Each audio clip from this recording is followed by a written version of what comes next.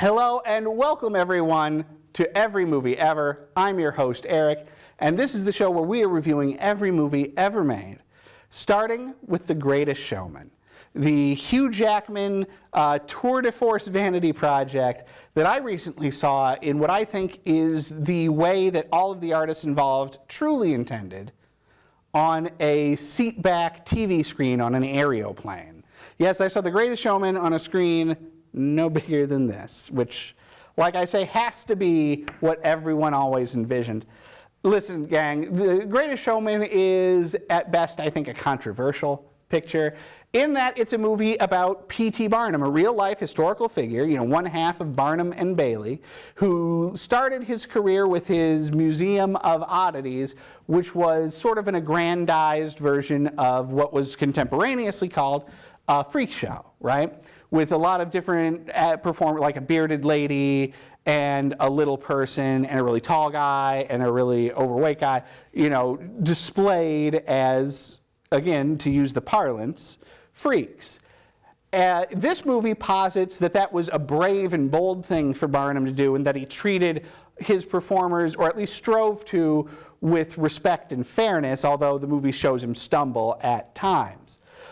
The reason that this movie is somewhat controversial is because that doesn't pan out at all with the historical Barnum, who I'm going to stop short of calling a monster, but was certainly someone who was in the habit of exploiting his performers and treating them unfairly, as well as being involved in a lot of other societal ills, such as slavery.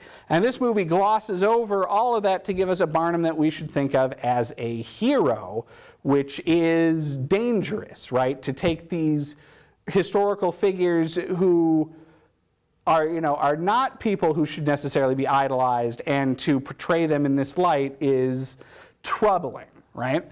But setting that aside, how about the movie? Is the movie something? Kind of.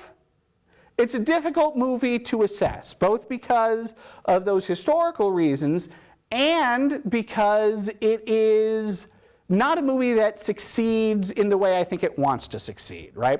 Like this is, it's a big, bold movie musical, or if not bold, brassy movie musical. And I'm certainly a fan of movie musicals, and this is an original one, not one that was translated from Broadway, and I wish we had more of that sort of thing. But this one doesn't succeed quite. It's a movie that, on its own terms, thinks it's this great, big, fun, Broadway-style movie production, and it kind of isn't.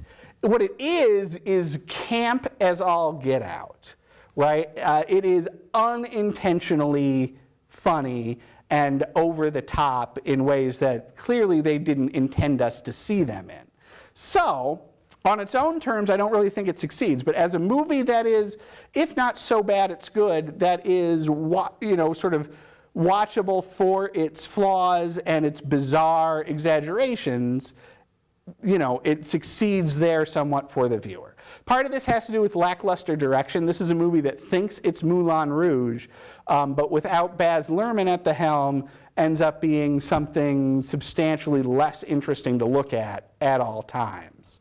Although it does feature a number of crazy dance numbers, I use the word crazy intentionally here because these aren't like the big, mind-blowing dance numbers of Moulin Rouge that are combining, sort of a semi-authentic idea of what dancing was like at the Moulin Rouge at the cusp of the 20th century, along with modern dance and, melding those two things. I mean crazy, what are these people doing? Who choreographed this thing and why kind of sense. Combined with that, a ton of super forgettable songs. There have to be, a dozen songs in this movie. One of them is sort of vaguely memorable, and that's the This Is Me song, where all of the performers get together and sing about how it doesn't matter what the world thinks of me, I'm going to be me, which again is somewhat at odds with the history here and with the way these characters are treated in the movie, right? This is not a movie about the performers, it's a movie about Barnum. So when you try to push the performers front and center, they're still under Barnum's shadow, which makes this song ring somewhat hollow. Additionally, it's a sort of simple, ballad song that's going to work real well in promos for NBC programming. The showstopper for me in this whole thing has got to be, though, the song Never Enough. I did love this song, as sung in the movie by Rebecca Ferguson playing real-life opera performer Jenny Lind. This sequence is tremendous. It is a very simple and minimal scene, so it stands at odds with the rest of the movie, which is trying and failing to be frenetic.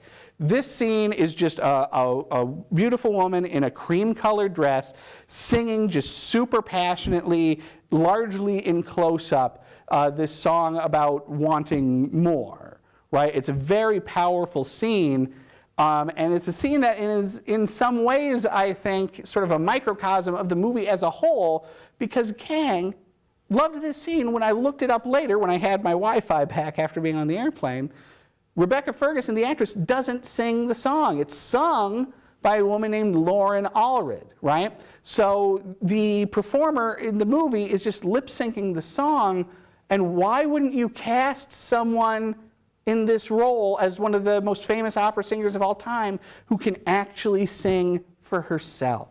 It is mind-boggling and only adds to the sort of failure and camp aspect of this movie, the unintentionally bizarre nature of the movie. So what did I think about it?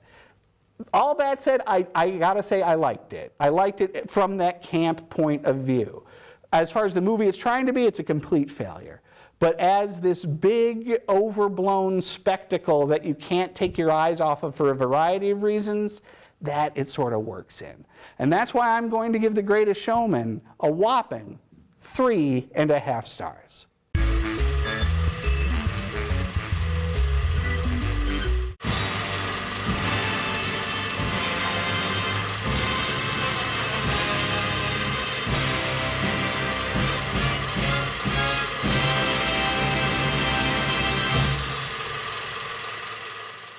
And don't forget to visit our website, northmetrotv.com/everymovieever.